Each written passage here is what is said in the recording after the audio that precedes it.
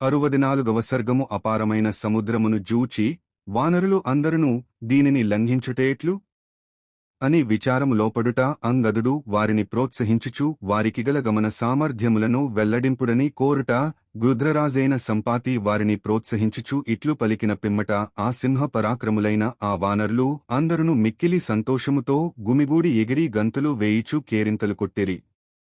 సంపాతి వచనములను వినిన పిమ్మట ఆ వానరులు సీతాదేవిని దర్శించుటకై ఉబలాటపడసాగిరి.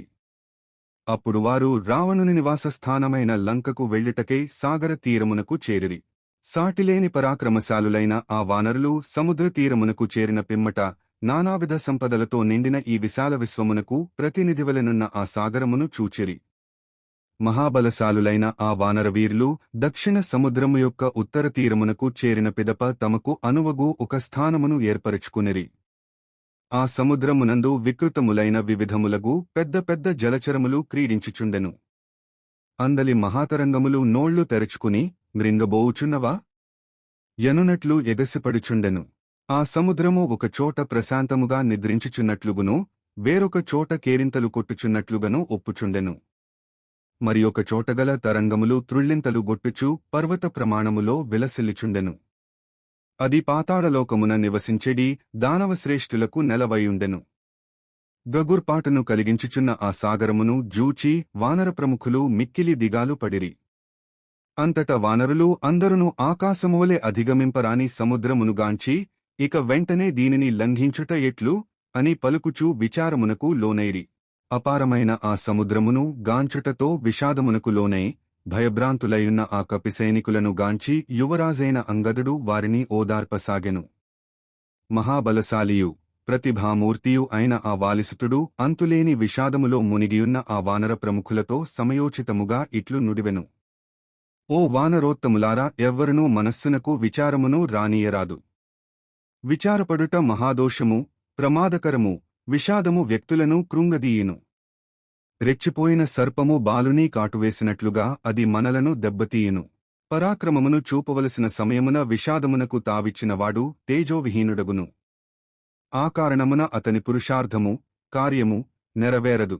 ఆ రాత్రి గడచిన పిమ్మట అంగదుడు పెద్దలు, పిన్నలు అయిన వానరులందరితో సమావేశమై సముద్రమును దాటుటను గూర్చి లోతుగా చర్చించెను. వానర సైనికులు అందరును అంగదుని చుట్టను చేరి ఇంద్రుని చుట్టను చేరిన సురసైనికులవలే విలసిల్లిరి. వాలి తనయుడైన అంగదుడు, వాయుసుతుడైన హనుమంతుడు రక్షకులుగా ఉండగా ఈ వానరసేనను నిలువరింపగల మొనగాడెవడు? అంతట మిక్కిలి శౌర్య పరాక్రమములు గలవాడు, శత్రు సంహార సమర్థుడు అయిన అంగదుడు అచటి వానర వృద్ధులతోడనూ తదితర సైనికులతోడనూ సాదరముగా అర్థవంతములగు మాటలను ఇట్లు నుడివెను. ఓ మిత్రులారా, ఇప్పుడు ఈ విశాల సముద్రమును లంఘింపగల మహాశక్తిశాలి ఎవరు? శత్రు సంహార దక్షుడైన సుగ్రీవుని సత్యసంధునిగావింపగలవారు ఎవ్వరు? సుగ్రీవుడు శ్రీరామునకు ఇచ్చిన మాటను నిలబెట్టగలవారు ఎవరు? ఓ కపులారా, సముద్రము మీద 100 యోజనముల దూరము లంఘింపగల వీరుడు ఎవడు? ఈ వానర ప్రముఖులను అందరినీ ఈ మహాభయము నుండి, ఈ సంకట పరిస్థితుల నుండి రక్షింపగలవారు ఎవరు? ఇప్పుడు ఎవరి అనుగ్రహ ఫలితముగా మనము ఈ కార్యమునందు కృతార్థులము కాగలము? పిమ్మట సుఖముగా ఇచట నుండి బయలుదేరి కిష్కింధకు చేరి ఇండ్లు వాకిండ్లను ఆలు బిడ్డలను చూచుకొనగలము?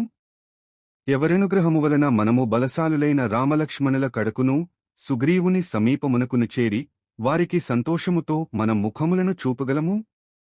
మన వానరులలో ఈ సముద్రమును లంఘింపగల సమర్థులు ఎవరైనను ఉన్నచో వెంటనే వారు ముందునకు వచ్చి మాకు అభయదానము చేసి పుణ్యము కట్టుకునవలెను. అంగదుని వచనములను వినిన పిమ్మట అచటనున్న వారిలో ఎవ్వరునూ పెదవి విప్పనలేదు. అప్పుడు ఆ వానర సైనికులు అందరునూ నిమ్మకు నీరెత్తినట్లు నిశ్చలముగా ఉండిపోయిరి. అంతట వానరశ్రేష్ఠుడైన అంగదుడు ఆ కపులను ఉద్దేశించి మరల ఇట్లు నుడివెను.